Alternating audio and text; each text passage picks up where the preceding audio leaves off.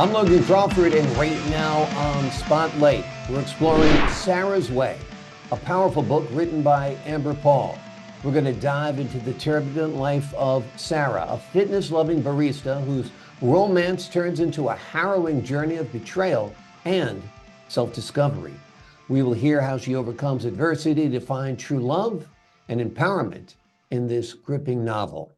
We're delighted to have this very talented author join us here today on Spotlight. We thank the team at Atticus Publishing for helping us put her in the spotlight today. And we ask viewers like you to support writers like her by subscribing to our channel and by purchasing her thrilling book. The links are below this interview.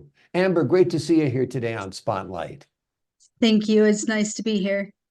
Tell us a little bit about the inspiration for creating a character like Sarah with such a dynamic personal journey.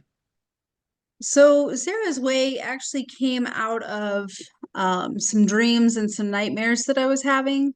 Mhm. And I was having these as recurring dreams, and nightmares, and I just couldn't get them to stop. So what I did is just decided I was going to write it down and, get those thoughts and things out, so that I could hopefully move on from having these dreams. And it did help once I got it all written down. I quit having those nightmares and everything. So, it just came out of I needed to do something to try to get rid of those nightmares. Yeah, well, so it was kind of therapeutic, yet it was very creative and imaginative because the dreams that you were haunted by became a great story. Give us an overview of what Sarah's Way is about. So Sarah's Way is about a young woman who thinks she falls in love with the the man of her dreams. He was good to her until they got married, and then once they got married, he was just became a really a jerk. Mm. And she tries to move on, asks for a divorce. She meets her recruiter, because she actually tried to go into the Marine Corps as an officer, and her recruiter ends up being the love of her life. And in the end, she gets with Ethan, but before that, she has to go through Alex and try to figure out how she can become a new person while he's mentally and emotionally abusing her. Mm. And so she ends up getting a divorce from Alex and moving on with Ethan, and she just really becomes a new person with Ethan. Exactly, exactly. Ethan, Alex, Sarah, great intrigue amongst the three of them for sure. Tell us a little bit about the role that personal trauma and recovery play in Sarah's character development. So I guess I really don't know how to explain it. It just, like I said before, it was nightmares that came up, that needed to be written down, so that I could have that therapy to get rid of those nightmares. Mhm. Sarah works through being raped twice, and she has to learn how to deal with that trauma in her life. I had a similar experience myself as a child, so I could relate to that, and feel everything that Sarah feels. Yeah. While she's going through the things she's going through. So Yeah. Well, we all have, obstacles in our journey of life. Some are worse than others. Obviously, that's quite traumatic for both Sarah and you. Tell us what you hope readers take away about resilience and self-reliance from Sarah's story.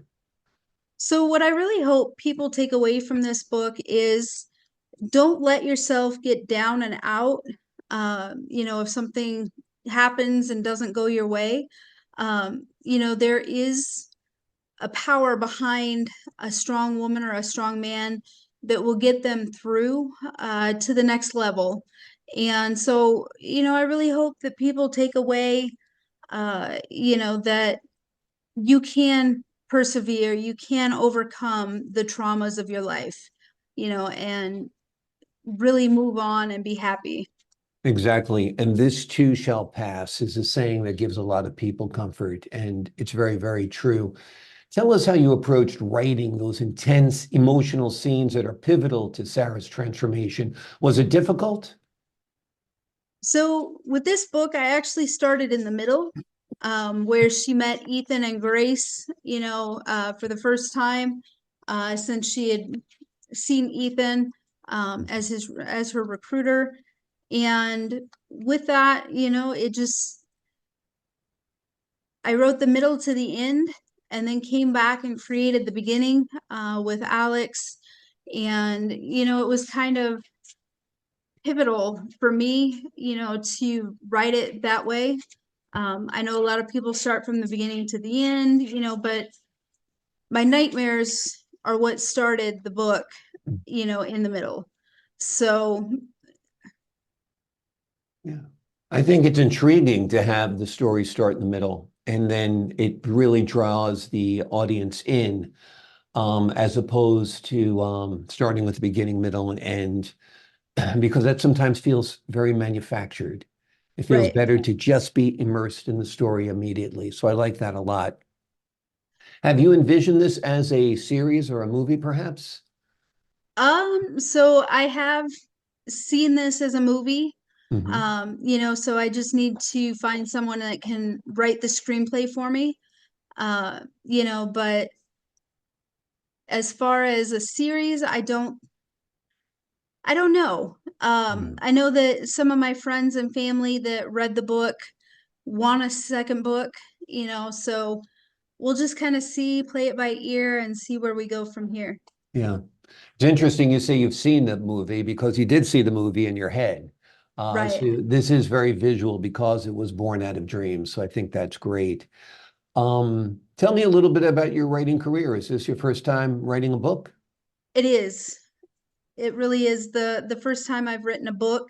Of course, in college you write papers and different things of that nature. And even in my papers that I wrote for English, or literature or whatever class it was, I always had a vivid imagination, so I could really bring those things to light in my papers.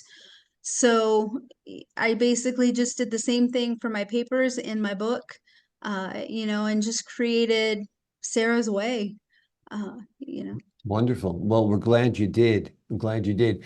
So you're thinking about a sequel. Are you thinking about any other books as you ponder up there any more dreams that might be good books?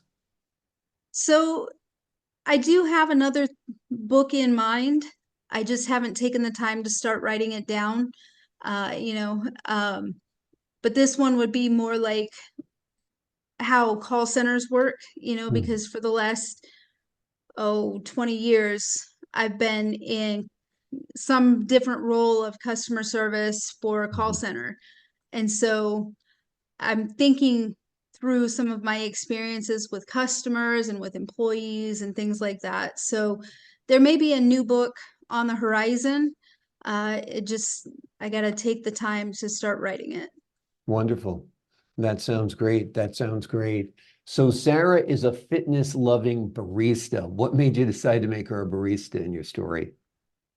Um, that I don't really remember. It just came to me, as a good way for Alex to meet Sarah and create that relationship. She just seemed energetic enough to be a barista. Yeah, and I'd it's a like to good say yeah, puts her in the marketplace where she's out there meeting folks person to person, which is true as well. Do you keep exactly. a dream diary or journal or anything like that so you remember your dreams? I don't. Okay.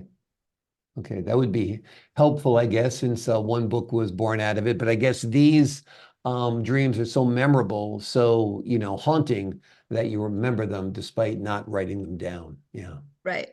Well, we're glad you did write these dreams down and put it into a book. Amber Paul has written an amazing book. It is called Sarah's Way.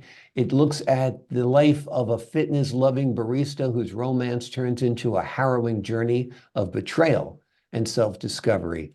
It's an amazing book. It's an amazing journey. You'll definitely learn a lot about Sarah along the way, but you might learn something about yourself as well when it comes to resilience and self-reliance. Amber, thank you so much for joining us here today on Spotlight. Thank you. I appreciate the time, Logan. I appreciate your time as well. To the folks at home, I'm Logan Crawford, thanking you for your time this time. Until next time on Spotlight.